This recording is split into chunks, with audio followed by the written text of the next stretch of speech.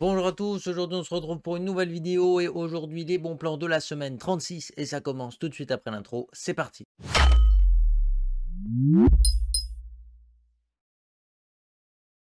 Comme je vous l'ai dit tout de suite avant l'intro, aujourd'hui on se retrouve pour les bons plans de la semaine 36. Comme d'habitude, tous les liens de tous les produits sont dans la description et ils sont rangés par catégorie et par prix croissant au sein de leur catégorie pour que ce soit plus facile pour vous de vous y retrouver. Je vous propose qu'on commence directement ici avec les offres de chez matériel.net pour la rentrée. Alors il y avait des configs à des prix réduits, mais visiblement ils ont été victimes de leur succès. Après c'est ce qu'ils disent, hein. Moi sinon j'en construis pas puis je dis pareil quoi. Mais si vous descendez un petit peu sur cette page, eh ben, vous pouvez avoir deux trois offres plutôt intéressantes. Alors, il y a des water cooling pas ouf à des prix réduits. En vrai, pour ceux qui sont fans de chez Corsair, vous savez très bien que niveau performance, c'est pas le meilleur du meilleur, mais au niveau LED et esthétique, c'est pas si mal que ça. Il y a des petites réductions sur la page justement des water cooling Corsair, comme vous pouvez le voir, on a deux trois offres assez sympas.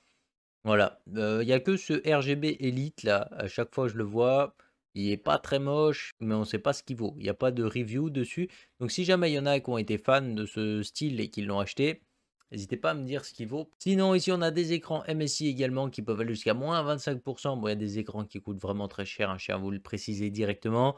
Il y a des écrans à plus de 2 000 €. Bon, bien entendu, il y en a pour à peu près tous les budgets. Faites gaffe quand même parce que chez matériel.net, des fois, c'est un petit peu des fausses soldes, tout simplement parce qu'ils vous mettent un prix et en fait, ce prix est moins cher ailleurs. Faut faire attention, il y a des kits évolution, mais franchement, ça vaut pas le coup.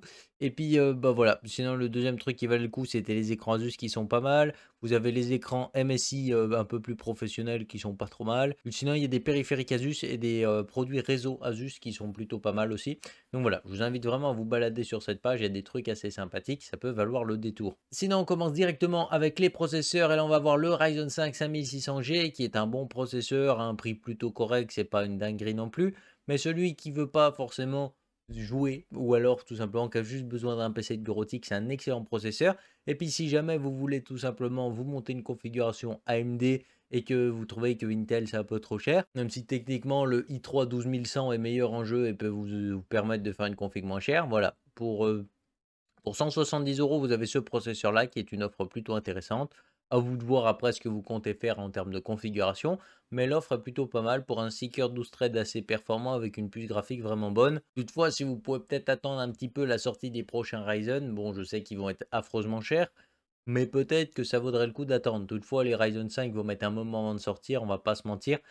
Donc voilà, vous pouvez acheter sans trop vous soucier, mais si vous avez vraiment du temps et que vous êtes prêt à attendre jusqu'à certainement, je vais vous dire janvier 2023 parce qu'à mon avis, les entrées de gamme, ils sortiront pas bien avant. Si vous êtes prêt à attendre aussi longtemps, bah pourquoi pas attendre. Et puis sinon, on va à son grand frère ici qui sort le Ryzen 7 5800X à 310 € chez Case King, encore une fois. C'est un bon processeur, ça fait très bien le boulot, mais 310 €, ça reste un assez bon prix. Au niveau des cartes mères, on a une carte mère sympathique pour la 10e et 11e génération de chez Intel. C'est du mini ITX, donc c'est pour des PC format console, ça peut être intéressant. Et on se retrouve ici sur une carte mère de chez Aorus, qui est la Aorus Ultra, l'une des meilleures cartes mères en ITX en général, surtout chez Intel. C'est plutôt une bonne carte, ça peut vous permettre d'overclocker un peu, mais bon, vous vous doutez que niveau refroidissement, c'est plutôt limité. Vous avez deux ports DDR, donc ça permet de mettre le minimum syndical en RAM, mais je crois que vous pouvez monter à 64 Go de RAM quand même. Une carte graphique qui est possible et un port M.2, je crois qu'il y en a peut-être même un deuxième à l'arrière de la carte. S'ils sont généreux, ils mettront une photo. Eh ben non, chez Rue du Commerce, comme d'habitude, bah, c'est pas tant généreux que ça. Sinon, vous avez une deuxième carte mère qui vaut vraiment pas spécialement le coup. Je vous l'ai mis parce que elle est un peu moins chère que sur certains autres sites. Enfin, du moins, elle est au même prix que certains autres sites, mais la livraison est gratuite ici. Donc, est-ce que ça vaut le coup ou pas? À vous de voir. Mais moi, je trouve que 240 € pour une Z690. Alors, certes, on sait que la semaine dernière, il y avait la teuf Wi-Fi à ce prix-là. Et honnêtement, quand la teuf est à ce prix-là, celle-là ne vaut clairement pas le coup. Sautez votre chemin, allez prendre la teuf, elle est 10 fois mieux. Il y a un moment, il faut avoir une certaine logique. Mais par contre, ici, ça peut être intéressant dans le sens où vous avez déjà le Wi-Fi pour une carte entrée de gamme qui coûte 240 €. En plus, la Asus Prime est une gamme qui, en général, est plutôt bonne. Hein, on va dire que le matériel est plutôt fiable, c'est plutôt robuste comme construction. Le seul truc, c'est que les cartes son sont souvent pas folles, que c'est pas forcément le meilleur rapport qualité-prix parce que MSI et Gigabit font à peu près la même qualité pour un peu moins cher. Mais là, comme je vous ai dit, elle a le Wi-Fi, donc ça peut rentrer en jeu. Sinon, au niveau des cartes graphiques, on a des trucs plutôt sympas. Déjà, on commence ici avec une Saphir Pulse en RX 6600 qui est plutôt pas mal chez PC Componentes, un site que vous aimez beaucoup, que moi j'aime pas spécialement, mais vous l'aimez beaucoup. C'est toujours 20 balles de frais de port, donc ça vous la fait environ 310 euros, mais c'est un très bon modèle ici. Pour ceux qui veulent, encore une fois, vous avez une excellente carte graphique. Si vous voulez pas forcément faire du ray tracing ou streamer ou quoi que ce soit, voilà. En gros, si vous n'avez pas une raison valable de partir chez Nvidia, personnellement, cette carte graphique, c'est vraiment le coup du siècle. C'est-à-dire qu'elle torche une 3060, elle est moins chère qu'une 3060. Elle torche une 3060 Ti quasiment, et elle est moins chère qu'une 3060 Ti. Bref, vous cherchez une carte pour jouer en 1440p, cette carte graphique est vraiment une excellente solution que je vous recommande fortement.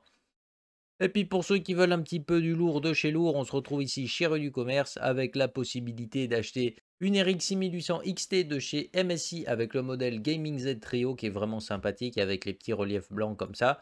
Voilà, je préfère la version Nvidia où elle est full noire, mais là je trouve en blanc c'est pas moche non plus, ça reste assez sympa.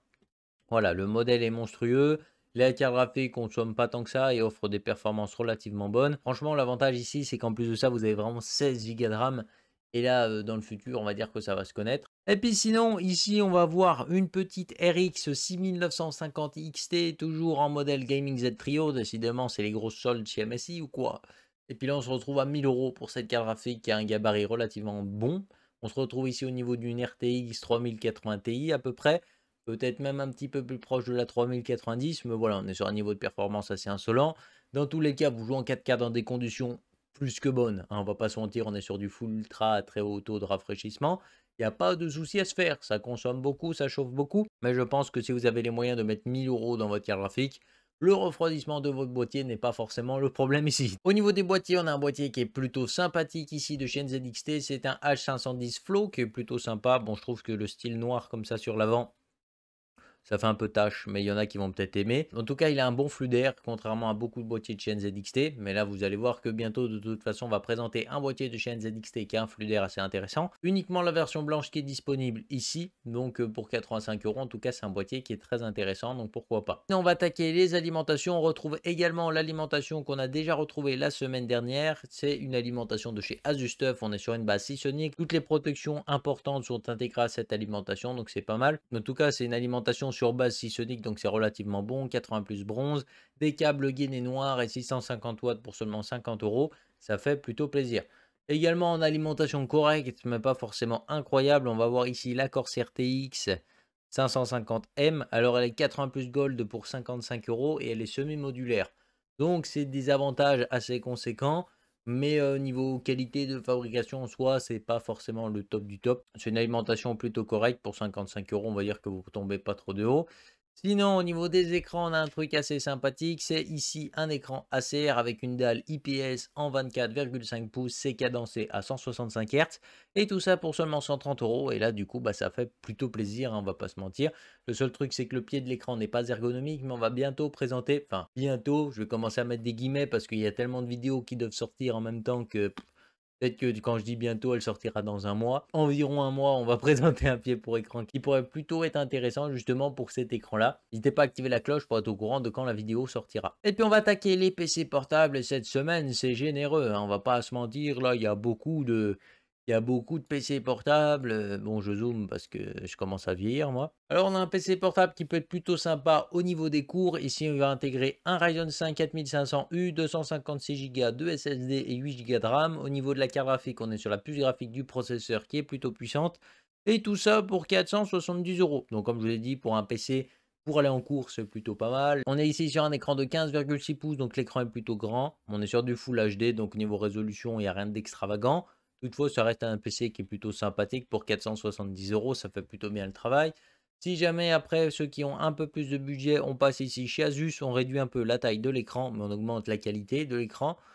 Donc on se retrouve ici avec un écran 14 pouces pour ceux qui veulent savoir. Et sinon à l'intérieur, on va retrouver ici un Core i3 10105G1. Alors niveau performance, on a perdu un petit peu. 8 Go de RAM, 512 Go de SSD et puis Windows 10 intégré. Alors pourquoi je vous le mets quand même alors que techniquement il est moins bien monté? C'est qu'ici on passe quand même sur un PC portable qui est nettement plus transportable.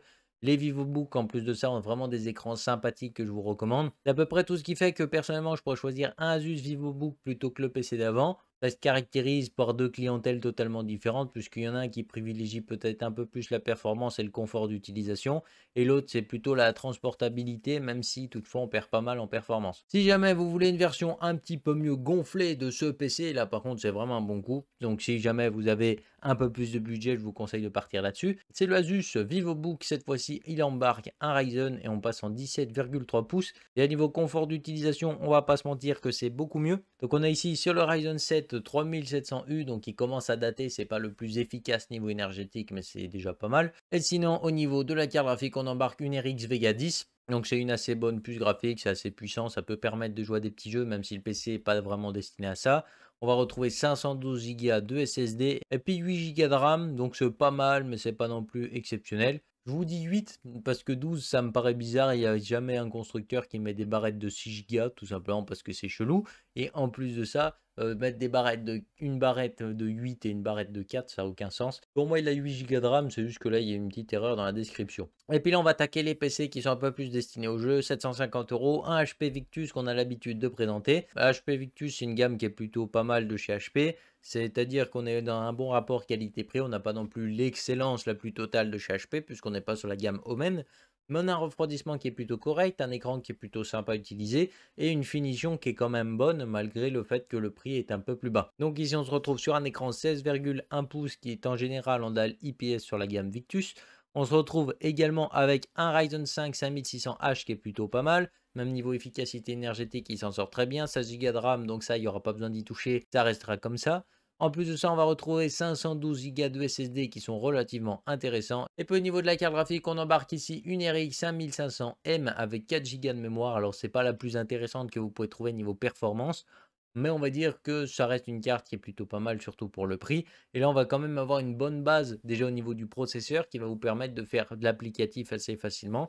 Et puis on a Windows 11 ainsi que le Wi-Fi et le Bluetooth. Et du coup, pour 900 € ici, vous avez vraiment un PC qui est vraiment polyvalent et autant au niveau du jeu que de l'applicatif, puisqu'on embarque encore une fois le Ryzen 5 5600H qui est bon en applicatif, tout en préservant sa bonne efficacité énergétique. On embarque 16 Go de RAM pour lui permettre d'avoir les meilleures performances possibles, 512 Go de SSD et en plus de ça, on va lui coupler une RTX 3060 qui est bridé à 110 watts ou 120 watts chez Victus, je ne sais plus à chaque fois. C'est plutôt une bonne offre ici, c'est un PC portable qui a vraiment de la patate. Je l'ai eu entre mes mains, c'est pour ça que je vous dis ça.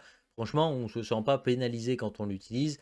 La carte graphique fait bien son boulot, tout ça. Le seul truc, c'est que comme tous les PC portables, quand vous jouez, ça fait un peu de bruit, hein. Donc si vous jouez avec un casque, c'est bon, mais si vous jouez sans casque, bon courage. Mais bon, je pense que les utilisateurs de PC portables auront l'habitude. On va continuer ici avec un téléphone qui est plutôt sympathique. C'est un Pixel 6 construit par Google. Il est excellent en photo, c'est son énorme force ici. Et sinon, on embarque ici 8 Go de mémoire qui sont plutôt sympathiques, 128 Go de stockage, on est sur la couleur noire. Au niveau justement de la photo, et bah c'est vraiment son gros avantage ici.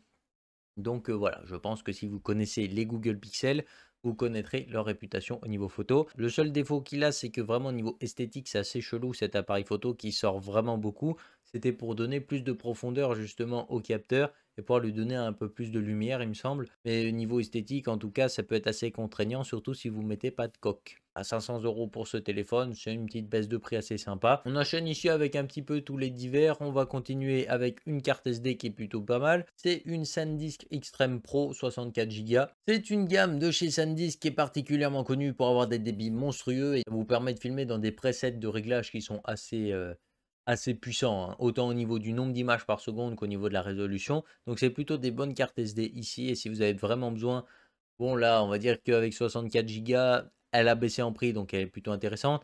Mais je pense que si vous filmez vraiment dans des qualités d'image assez insolentes, les 64 Go, ils vont vite prendre une tarte, hein, tu vois ce que je veux dire. On poursuit un petit peu les divers ici avec un kit de LED de chez Goovy. Alors je sais pas du tout ce que ça vaut, mais pour 97 €, vous avez quand même un pack qui est intéressant. Vous avez de la bande LED et des petites tours, je sais pas comment appeler ça. Vous avez des petits spots à implanter un peu de partout sur votre bureau et ça vous offre vraiment un éclairage d'ambiance qui a l'air sympa. Le tout est contrôlable par téléphone et puis c'est la plupart du temps pour donner un petit peu d'ambiance autour de votre télévision. Et tout ça pour 97 € au lieu de 140 €. Et si jamais vous l'avez déjà testé, n'hésitez pas à me dire ce que vous en pensez dans les commentaires. Et puis on finit cette vidéo avec un kit d'enceinte qui est plutôt sympa, c'est du Yamaha. On retrouve ici l'ampli avec les enceintes qui sont sympas, pas mal de puissance quand même. On va retrouver ici l'enceinte centrale, les 4 enceintes du côté et le caisson de basse. On est ici sur 5 enceintes 200 watts et puis au niveau du caisson de basse, c'est pas précisé. Je pense que ça doit être un 150 ou 200 watts vu la taille des enceintes. C'est un kit qui est plutôt intéressant pour débuter dans le monde du home cinéma. Des enceintes qui auront déjà une assez bonne qualité.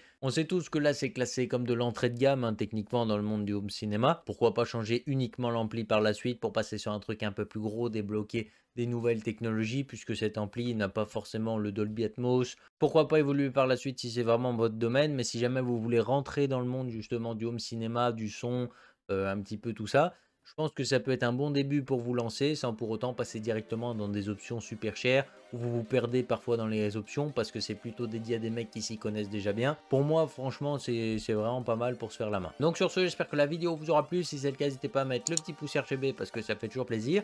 À vous abonner si ce n'est pas encore fait. Puis on se retrouve très bientôt pour une prochaine vidéo. Bye les gens.